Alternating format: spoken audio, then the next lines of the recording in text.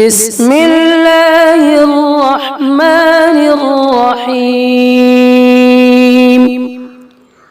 لإيلاف قريش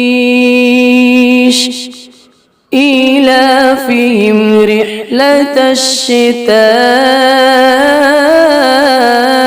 والصيف